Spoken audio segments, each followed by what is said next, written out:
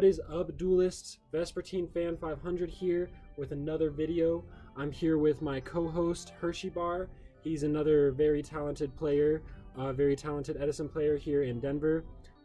Here we have a replay of the finals of a pretty big Edison prize card tournament happening in Denver, Colorado at Ghost Events and Gaming.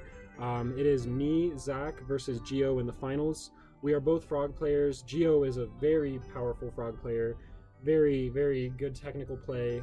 He's known for being very patient. Yes, the most patient of the frogs. Yeah, the most patient frog player, some would say. And game one here, I'm not gonna lie, I did have some tournament nerves here going into the finals. I kind of want to block game one out of my head. I did not play this one very well. We're gonna see some yucky frog mirror moments here on my behalf. And we'll see me get punished. So honestly, it's kind of good to see the mistakes getting made so everyone here can learn the lesson from my mistakes. So here it's pretty basic, just normal summon swap, send Treeborn. He goes in for 1,000, then I go in for 1,000. And here is one of the first weird plays. I normal summoned a dupe frog with back row. I'm gonna be honest, that set is Raigeki Break. And I guess my thought was I would wait for him to attack the dupe frog and then get it to fuel my Raigeki Break or something, but honestly, it just wasn't a good play here. What do you think, Weston?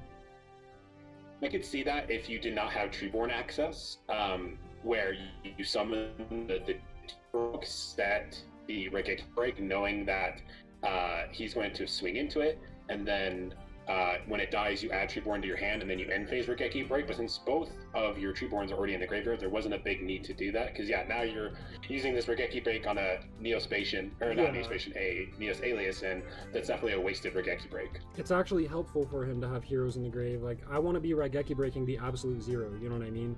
And, I mean, thank God it was an Alias, because imagine if it was a Caius there. Like, I would have gone Omega Neg, you know what I mean? But here is the play that I am super ashamed of. I tried to make a level 7. I accidentally made a level 8. I actually paid for the materials to make a level 8. So now I had to commit to making Red Dragon Archfiend just for damage, which is not very good against frogs. And we're about to learn why, because he's basically a Caius Magnet, just a sitting duck. So that play wasn't very good here.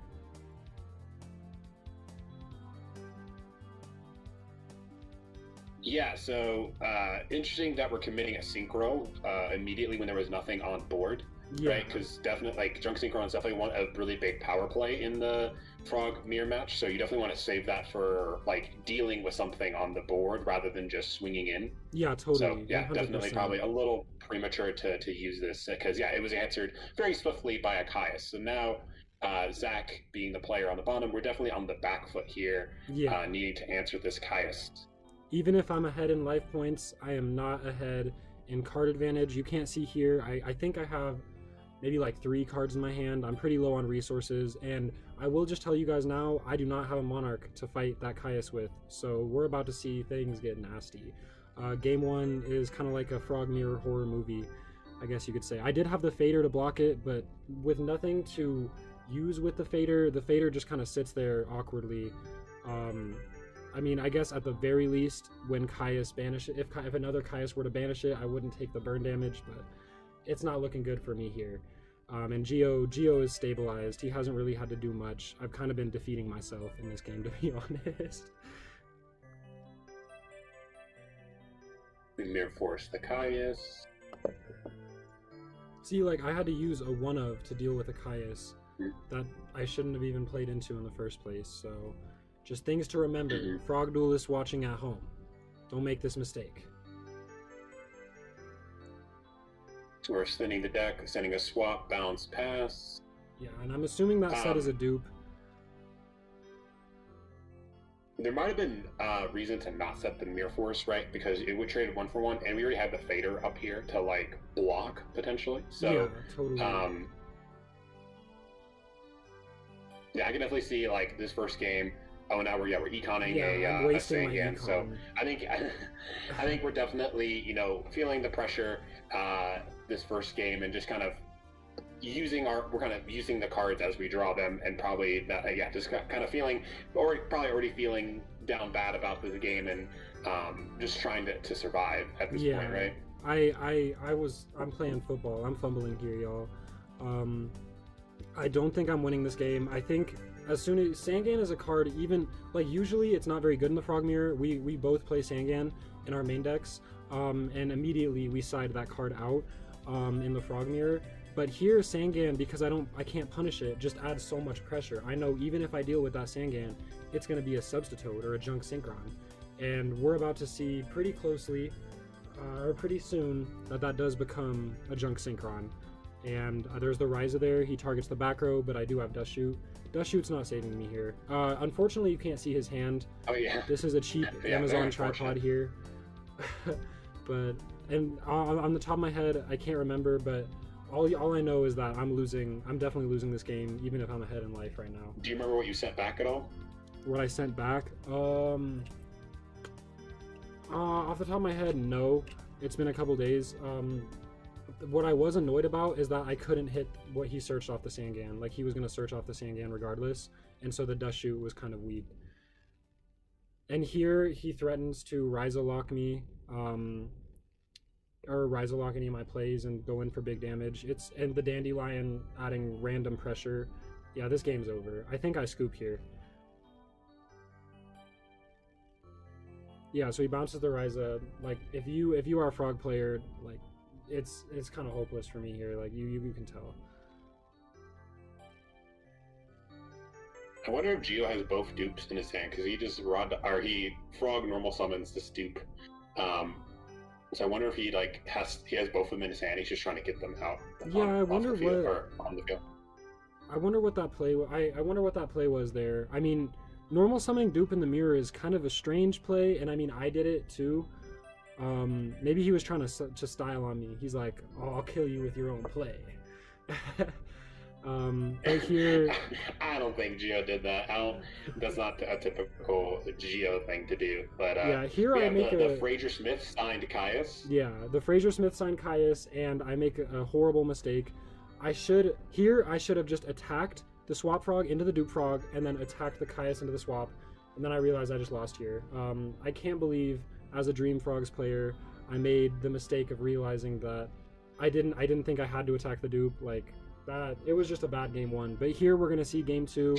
Things turn around for me very quickly. No spoilers, but this game two is a little bit better. I open sub, I go for sub Sentry, and then I keep swap on the field instead of back row.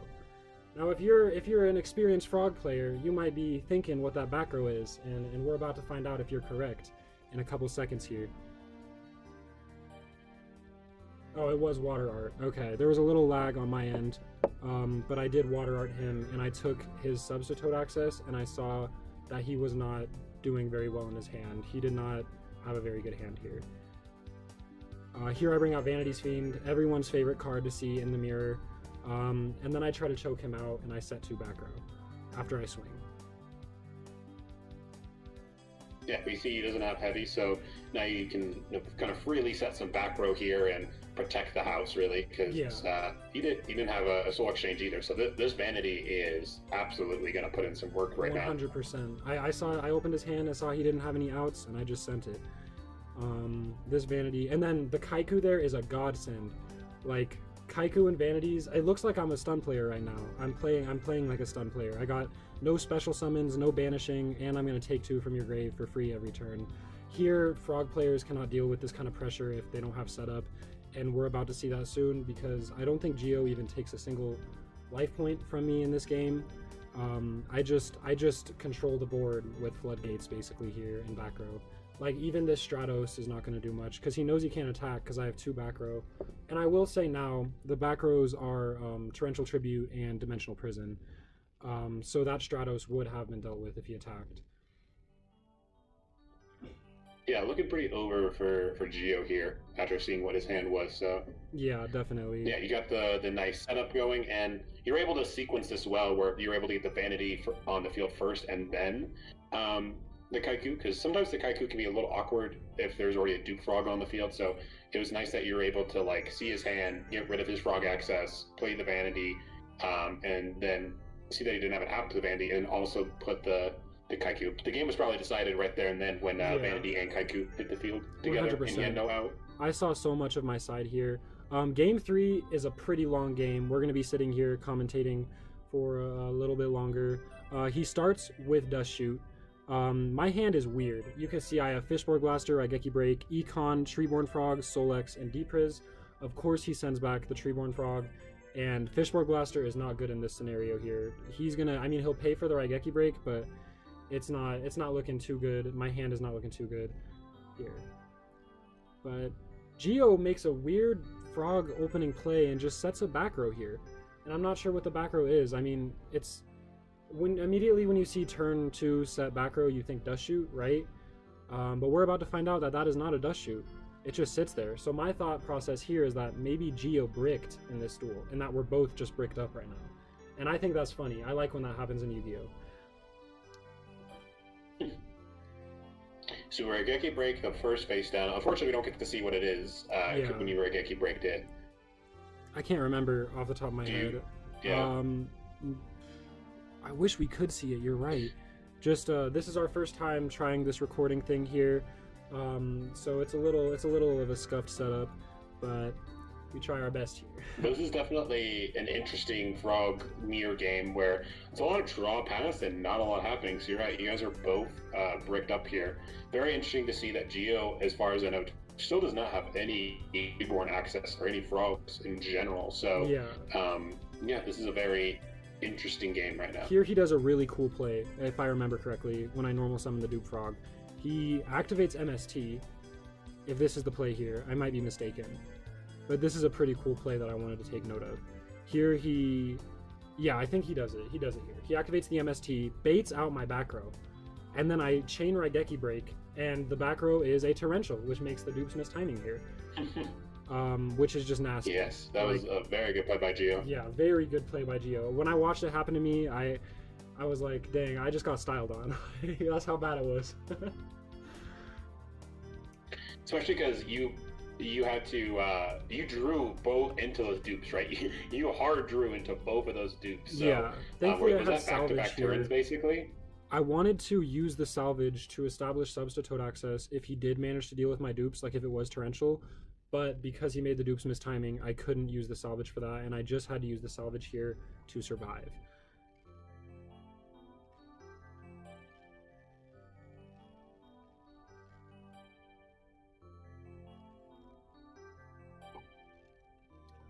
Yeah, one of the keys for the Dream Frog player is that they do get to recycle their stuff. So if Geo did make you miss timing with Torrentials, you did get to bring them back. So, and we are pitching a Caius off the Raigeki Break. So yeah, we do not have Treeborn access. In the Dust Shoot, that definitely feels bad having to pitch a Caius. I do remember his hand with the Dust Shoot here. It was Vanities, double Caius, double Miracle Fusion, and he top decked that Future Fusion for a turn. So I was like, wow, I'm chilling here. Obviously, he could go into Miracle Fusion here, which, if I remember correctly, I think he does on the next turn, or he does right now. We're about to find out. But he's bricked up on Tributes and Miracle Fusions, and he did send Treeborn to the grave. But I do hard dupe block him here again.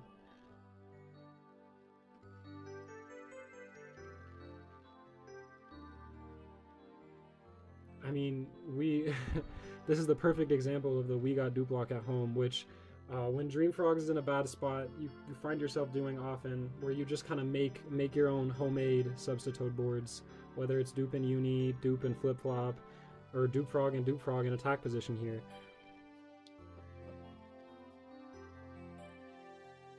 Yes, Geo looking through the graveyard. I would love to know how many cards he has in his hand. Kind of think what he's thinking about. Because really, he has not played very many, if not any, monsters this game. So this Future Fusion is really doing the most for him of getting him Treeborn access as well as now giving him Miracle Fusion access. Which, all right, so we're gonna do this. I wonder if this is gonna get tributed for like a Vanity's Fiend. Because obviously, while Absolute Zero is very scary, it's not answering your board at the moment. Yeah, I think with this double dupe. For sure, this is the play he has to go with, is Tribute, because I do know he has a Caius and a Vanities in hand still, and the Caius here is just too good. You deal with both dupe frogs and make them both miss timing. So I take my first bit of damage here the whole game, and I dealt with an Ab-Zero like that. I Lightning Vortex because I don't have a way to deal with that Caius on board, and I don't have defensive cards to stop him from just draining my life points to 0 here. And next turn he is going to get an Ab-Zero. There's almost an argument for maybe I save it until next turn, but I think, I don't know. What do you think, Weston? So when he tributed the Ab-Zero for a Caius, you're saying that made your dupe miss timing off the Ab-Zero? Yeah, does it? Or because Ab-Zero is chain link 1. Graveyard effects activate chain link 1. Oh, I see. So I would have gotten my search. So Caius, yes, you would have. Oh. Ab-Zero's chain link 1, Caius chain link 2. I'm surprised Geo didn't know that. Yeah, or maybe he intentionally didn't tell me. As a way of just like. I mean, Geo hasn't played Edison. This is his first Edison tournament game, honestly, in a few months because he's been grinding One Piece. So he might have just forgotten, being a little rusty. But yeah, graveyard effects always go on the chain first. It's mandatory in Edison. Okay, we're learning something new here on the channel. I've been playing Edison for about a year now, and I still do get rusty on the frog rulings and when do frog misses timing or when it gets timing. So that is good to know. I will definitely keep that in mind. Next time something like that happens, like in a hero frog matchup or something like that. Yeah, like the prominent thing that happens with that is someone plays an Ab-Zero and then they'll tribute, like, say, a Caius over it. Stardust Dragon cannot negate the absolute 0 because it's chain blocked by the Caius. Interesting.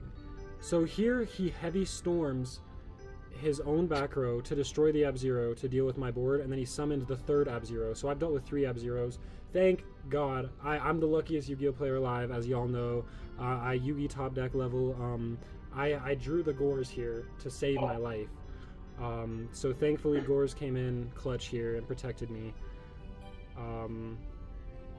Here, I didn't do this play, this Substitute play correctly. Did we drop Gores on was that the Treeborn or the Ab-Zero? He attacked with Treeborn first. So I only took 100 damage. Okay, yeah, because that would have, Here, I wanted to point out a mistake I made. I left Substitute up in the mirror when I should have just tributed himself for the Swap Frog at the end for extra advantage.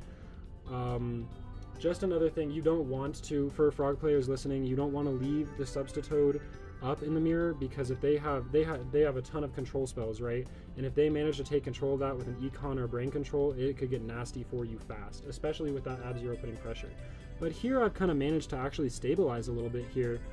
He's going to have to get this Ab-Zero off if he wants to deal with me here. If he wants to deal any further damage here, I mean. So here he does tribute Ab-Zero for Vanities, which is such a cool play, I can't even lie.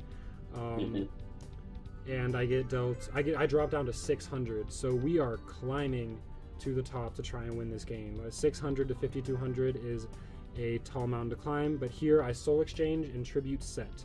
And I did search a Death Frog off of the destruction there, so it could be a Death Frog or it could be another mystery card, which we'll just have to find out. There is one card that Zach is notoriously known for. That is some would say is his deck master. And he might be here just lurking in the shadows. We'll just have to find out. Isn't there a lore with this card and Swap Frog? Like they're like the same thing, right? Or like I believe Swap so. Frog is That's a whole other video. But I was just playing Yu-Gi-Oh late at night one night, and I was like, this mystery card and Swap Frog are the same card. And maybe I'll drop a theory video on that or something. Let me know if you guys are interested, but you guys don't even know the card we're talking about yet. If it's not obvious, I guess I will just tell you guys, I did tribute set a Dark Dust Spirit, which sounds crazy in the mirror, but he is down 2 Caiuses, and there's no recursion in this deck like there is in Dream Frogs, so he can't avarice those Caiuses back. So his only ways to punish that would be the third Caius or a Ryza, which I believe he is on one of here.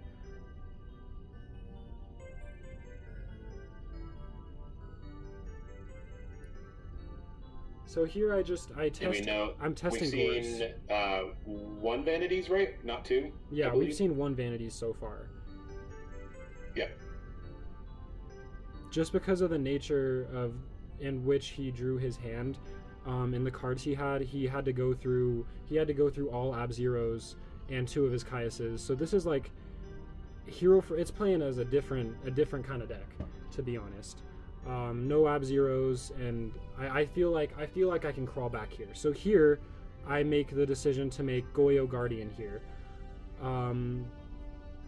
I was hoping it was a Dupe Frog so I could add more pressure by taking his Dupe Frog and forcing him to attack into that. And obviously my plan here with the tribute set Dark Dust Spirit is I can clear I can clear a Gores or something, or clear whatever pressure he puts on the board, and he's just kind of sitting there for free. But it is a Dandelion, and here I make the strange decision to take it, but it's because I know about the Miracle Fusion in his hand. He still hasn't played that second Miracle Fusion, and I don't want him playing Gaia here. So I do decide to take the Dandelion, and because that is Dark Dust Spirit, I obviously don't care about the tokens here. Like, Dark Dust Spirit will just eat those tokens for lunch.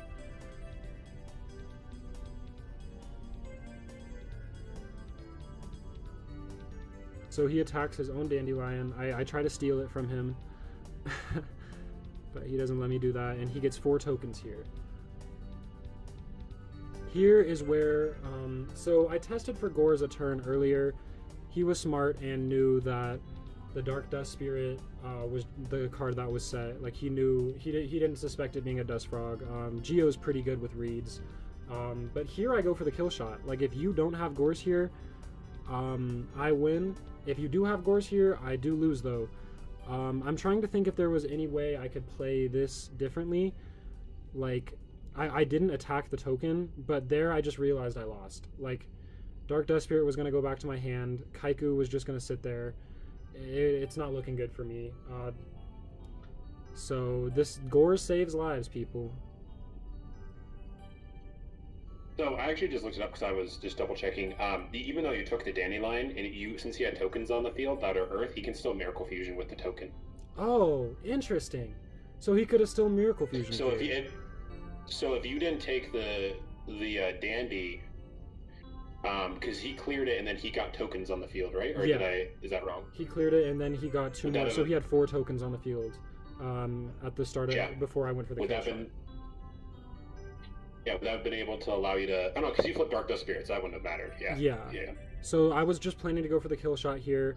I should have attacked the token, I think. I set a bluff card here, which you don't really want to set bluffs, but I was fighting for my life. It was a bluff soul exchange, so at worst I could have Soul X Dark Dust Spirited, but he attacked over Kaiku and he beat me. So it was a good duel. I always love playing against Geo. I feel like he always helps me learn and get better at the game, and he's a really nice guy, and he's good. He coaches me a lot too, so it was a good game, a good tournament. The winner here did get an ultimate rare Treeborn Frog, and I ended up placing 4th after Swiss, and I got a Metal Raiders Mirror Force, and he got the first Ed Ulti Treeborn. So it was a great duel. Thanks for coming on to discuss this replay with me, HirschyBar. It was a great time. Yeah. And do we have any closing thoughts? You did a great job of climbing back in that game 3. Obviously, game 1 was a little bit of a watch, but game 2, you drew well, and then game 3, that was kind of an awkward hand for both of you, but I think you played that really well. And I do agree with setting the bluff there. Like, it's because you got to make him. I don't believe your Mirror Force had been used up until that point, so making him think that there might be a Mirror Force. You got to do it. So yeah, good job by you. He did play around. He did play around that Mirror Force, but it ended up not mattering. So good games for both of us. I had a lot of fun. This is another Vespertine Fan 500 video. Hopefully we'll get some more replays out of our time at locals, and we do have RBT Denver coming up, so maybe I can even record some duels there. Hopefully I'll see some of you guys there. Feel free to come say hi. But I will see you guys on the next one. Peace, y'all. You do what you want when you pop. Yeah. You do what you want when you pop.